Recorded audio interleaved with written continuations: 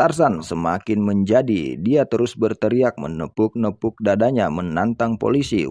Tarzan ini tetap berdiri tegak di hadapan polisi tanpa luka sedikit pun. Tarzan justru semakin berteriak menantang polisi yang punya nyali untuk maju menghadapinya. Menantang polisi untuk menumpahkan peluru mereka. Tarzan tetap berdiri tegak walaupun sudah ditembak berkali-kali. Dia justru menggeleng-gelengkan kepala yang artinya peluru polisi kurang keras. Kurang lebih 107 butir peluru tajam yang sudah dihamburkan polisi untuk melumpuhkan pria parubaya ini. Tiba-tiba muncullah salah satu warga yang merupakan seorang ibu-ibu. Ibu-ibu ini memberitahu kepada polisi bahwa ilmu kebal Tarzan berasal dari cincin yang ada di jarinya. Menurut warga, cincin yang digunakan Tarzan ini bernama cincin Polahi. Tarzan ini sempat menggemparkan Indonesia pada tahun 2008 silam lantaran ditembak polisi berkali-kali namun tidak gentar atau tidak mempan karena diduga mempunyai ilmu kebal. Kisah seorang pria parubaya bernama Tarzan yang berasal dari desa Batu Layar, kecamatan Bongomeme, Gorontalo, Sulawesi. Tarzan ini sempat menggemparkan Indonesia pada tahun 2008 silam lantaran ditembak polisi berkali-kali namun tidak gentar atau tidak mempan karena diduga mempunyai ilmu kebal.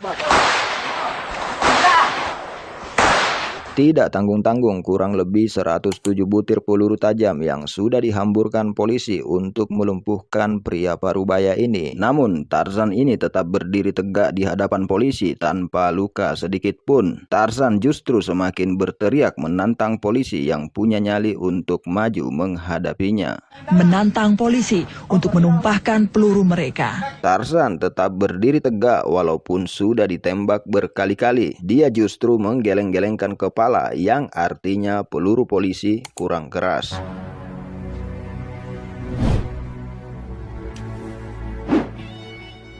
Kejadian ini berawal dari urusan utang piutang. Pada suatu hari, Tarzan yang terdesak oleh kebutuhan ekonomi untuk kehidupannya sehari-hari. Karena terdesak, dia kemudian datang ke salah seorang warga, kita sebut saja Mr. X, untuk meminjam uang sebesar 2 juta rupiah. Mr. X yang melihat Tarzan ini sepertinya benar-benar sangat membutuhkan uang. Mr. X kemudian meminjamkan uangnya kepada Tarzan sebesar 2 juta rupiah dengan jangka waktu yang sudah disepakati antara mereka. Tibalah tanggal jatuh tempo sesuai jangka waktu yang sudah disepakati sebelumnya. Saat itu Mr. X yang sudah menunggu Tarzan untuk datang mengembalikan uang itu. Namun Tarzan tidak juga kelihatan batang hidungnya. Karena tidak kelihatan batang hidungnya, Mr. X kemudian mendatangi kediaman Tarzan untuk menagih utang sebesar 2 juta rupiah. Seperti kebanyakan si peminjam pada umumnya, ketika meminjam uang memelas dan ketika ditagih dia yang lebih galak. Karena saat itu Tarzan yang tidak punya inisiatif untuk mengembalikan uang 2 juta rupiah yang sudah dipinjam itu, Mr. X kemudian mendatangi polsek setempat dengan meminta pengawalan polisi untuk menagih Tarzan supaya uang yang sudah dipinjam bisa dikembalikan.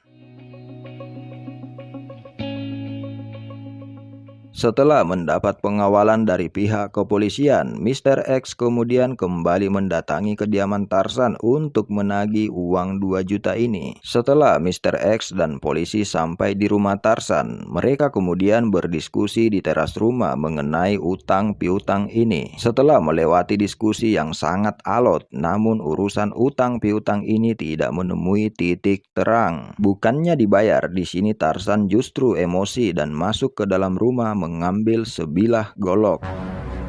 Melihat Tarzan membawa golok, Mr. X kemudian lari terbirit-birit. Sementara polisi yang melihat suasana sudah memanas, dia kemudian berusaha meredam amarah si Tarzan ini. Bukannya redam, Tarzan justru semakin brutal dan menebas polisi sampai polisi itu jatuh tersungkur dan tidak bergerak lagi di dekat pohon pisang samping rumah. Mr. X yang melihat polisi itu sudah tidak bernafas lagi, dia kemudian panik panik dan kembali lagi ke polsek untuk melaporkan kejadian ini. Saat itu 4 orang anggota polisi dari polsek setempat kembali mendatangi TKP. Setelah polisi sampai di TKP, polisi melihat Tarzan ini sudah semakin brutal dengan sebilah golok di tangannya.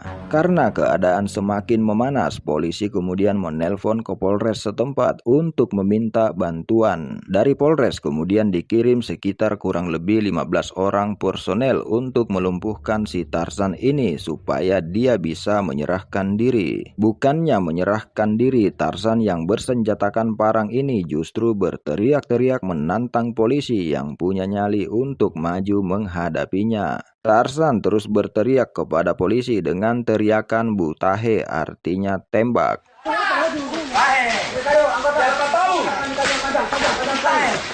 Tarzan yang terus berteriak dengan kata butahe, tembak. Akhirnya polisi mencoba melepaskan tembakan peringatan ke udara dengan harapan Tarzan bisa kena mental dan kemudian menyerahkan diri.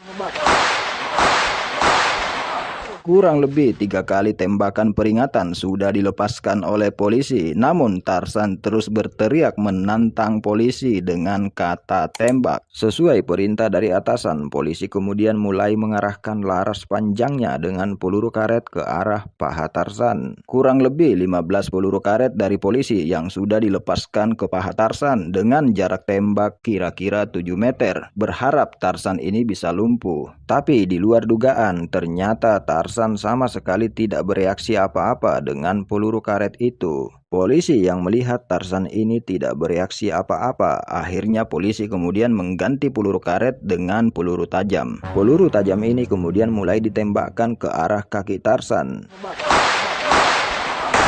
Timah panas polisi tak mampu menembus kulit Tarzan. Karena di kaki tidak ada reaksi apa-apa, polisi kemudian mulai mengarahkan laras panjangnya ke arah tubuh Tarzan. Beberapa kotak peluru tajam sudah habis dihamburkan polisi, atau kurang lebih 107 butir peluru tajam dihamburkan polisi untuk melumpuhkan Tarzan. Namun peluru tajam itu sama sekali tidak bisa menembus kulit Tarzan. Tarzan tetap berdiri tegak walaupun sudah ditembak berkali-kali. Dia justru menggeleng-gelengkan kepala, yang artinya peluru polisi kurang keras.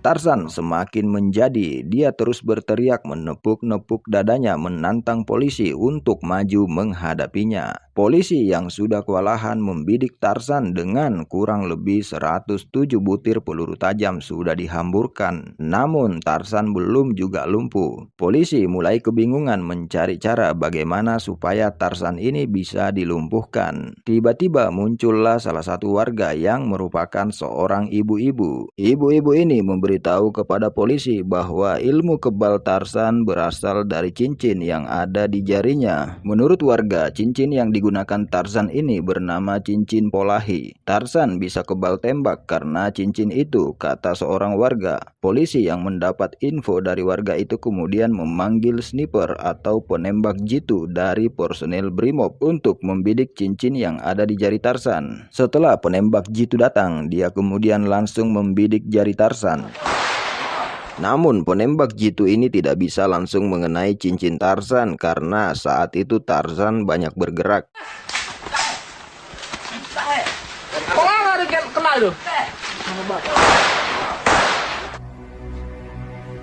Kurang lebih 7 butir peluru tajam yang dilepaskan oleh polisi untuk menghancurkan cincin Tarzan. Akhirnya pada bidikan yang terakhir, peluru pun berhasil mengenai cincin Tarzan. Cincin Tarzan hancur, Tarzan pun roboh. Tarzan jatuh tersungkur dan sempat mengalami masa kritis sebelum akhirnya tewas.